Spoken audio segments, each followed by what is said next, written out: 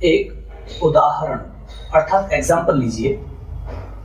एक महिला ने महसूस किया कि उसका पति उससे दूर होता जा रहा है। उनका वैवाहिक जीवन शुरुआत में तो सुखद था, परंतु बाद में पत्नी सामाजिक गतिविधियों में उलझ गई और पति अपने काम में व्यस्त हो गया। वे जान पाए इससे पहले ही उनके बीच की करीबी पुराने संबंध खत्म हो गए और उनके बीच की दूरी बढ़ने लगी। एक दिन पत्नी को पता चला कि उसका पति किसी दूसरी महिला में दिलचस्पी लेने लगा है। उसका दिमाग घूम गया और उसे हिस्टीरिया के दौरे पड़ने लगे। उसने अपने पादरी से सलाह दी, जिसने चतुराई से चर्चा को उस महिला की तरफ मोड़ दिया। महिला ने माना कि वह लापरवाह गृहिणी थी और आत्म केंद्रित थी। उसका गुस्सा तेज था। वह अपने पति को ताने दिया करती थी और उसे बात बात पर परेशान करती थी। उसने यह भी स्वीकार किया कि वह अपने पति की तुलना में अपने आप को हीन समझती थी। उसमें बहुत हीन भावना थी और वह अपने आप को सामाजिक और बौद्धिक रूप से उसकी बराबरी का नहीं मानती थी। इसी कारण उसने अपने आप को विरोधी नजरिए से पीछे छुपा लिया था, जो उसके विरोध, उसकी आलोचना और उसके तानों में प्रकट होता था। पादरी ने देखा कि यह महिला स्वयं को जितना योग्य, आकर्षक और प्रतिभाशाली समझती है, दरअसल वह उससे अधिक योग्य, आकर्षक और प्रतिभाशाली थी। उसने महिला को सुझाव दिया कि वह अपने दिमाग में यह छवि बना ले कि वह कामयाब, योग्य और आकर्षक है। उसने महिला से कहा, सबसे बड़ा ब्यूटी पार्लर ईश्वर चलाता है। उसने यह भी कहा कि आस्था की तकनीकों का अभ्यास करने से किसी भी इंसान का चेहरा अधिक सुंदर और आकर्षक हो जाता है और उसका व्यवहार सुखद हो जाता है। उन्होंने महिला को सिखाया कि प्रार्थना कैसे की जाती है और किस तरह आध्यात्मिक रूप से अपनी छवि, सफल छवि बनाई जाती है। उसने यह सुझाव भी दिया कि महिला अपने पति की अच्छाइयों को याद करे और अपने दिमाग में यह तस्वीर बनाए कि उन दोनों के पुराने सुखद दिन फिर से लौट आए।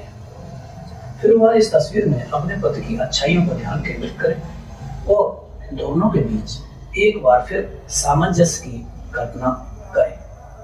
उसे इस तस्वीर का पूरे विश्वास से अपने मस्तिष्क में बिठाना होगा।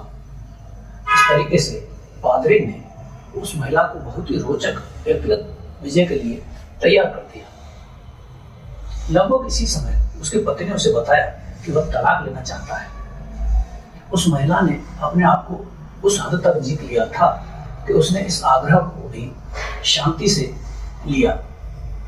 उसने सिर्फ इतना कहा कि अगर वह सचमुच ऐसा चाहता है तो उसे कोई आपत्ति नहीं है, परंतु तलाक लेने का अंतिम फैसला करने के लिए यह बेहतर होगा कि वे इस पर 90 दिन तक विचार कर देख लें और तब तक इसे लंबित करें, टाल दें। अगर 90 दिन बाद भी आपको लगता है कि आपको तलाक चाहिए तो मैं आपके साथ सहयोग करूंगी, उसने शांति से कहा। पति ने हैरानी से उसकी तरफ देखा, क्योंकि वह तो तूफान खड़ा होने की उम्मीद कर रहा था। हर रात पति बाहर जाता रहा और हर रात पत्नी घर पर बैठकर यह तस्वीर देखती रही कि उसका पति घर पर अपनी पुरानी कुर्सी पर बैठा हुआ है।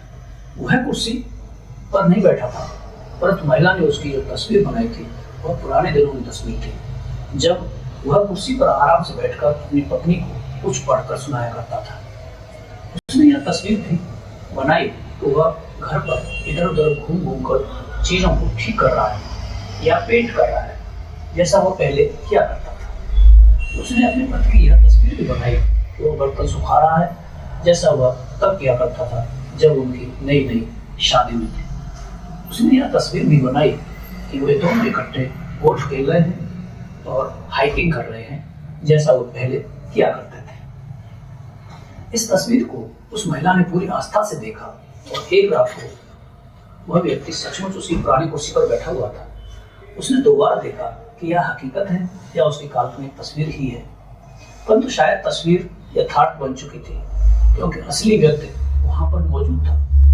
कई बार वह बाहर चला जाता था, परंतु अब वह अक्सर रातों को बाहर जाने के बजाय घर में उसकी पुरानी कुर्सी पर बैठने लगा। फिर वह पुराने दिनों की तरह उसे पढ़कर भी सुनाने लगा। फिर शनिवार की 1-2 पर उसने अपनी पत्नी से पूछा, क्या तुम मेरे साथ गोल्फ खेलना पसंद करोगे? उनकी खुशियां एक बार फिर लौट आई थी। तभी पत्नी को ध्यान आया कि आज 90 दिन पूरे हो गए हैं। इसलिए उस शाम को उसने पत्नी से कहा, बिल, आज 90 दिन पूरे हो चुके हैं। पत्नी ने हैरानी से पूछा, कौन से 90 दिन? तुम क्या कहना चाहती हो? क्यों, क्या तुम भूल गए हम तलाक लेने से पहले 90 दिन इंतजार करने के लिए सहमत हुए थे और आज हमारे 90 दिन पूरे हो चुके हैं। पति ने उसकी तरफ एक पल के लिए देखा और फिर अखबार में अपना मुंह छिपाते हुए कहा, पागलों जैसी बातें मत करो। तुम्हारे बिना मेरा काम कैसे चलेगा? तुमने सोच भी कैसे लिया कि मैं तुम्हें छोड़कर जा सकता हूँ? यह फॉर्मूला एक शक्तिशाली तकनीक साबित हुआ था। उसने प्रार्थना की, उसने तस्वीर बनाई और इच्छित परिणाम की वह तस्वीर हकीकत में बदल गई। प्रार्थना की शक्ति से उन दोनों की समस्या सुलझ गई।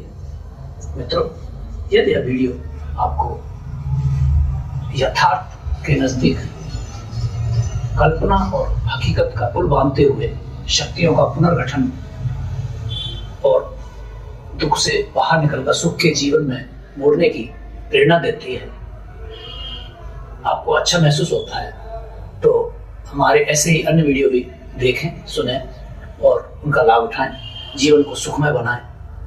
धन्यवाद कहते हुए मुझे यह बताने की जरूरत नहीं है कि आपको हमारा वीडियो पसंद कर और चैनल सब्सक्राइब करना चाहिए। पुनः धन्यवाद।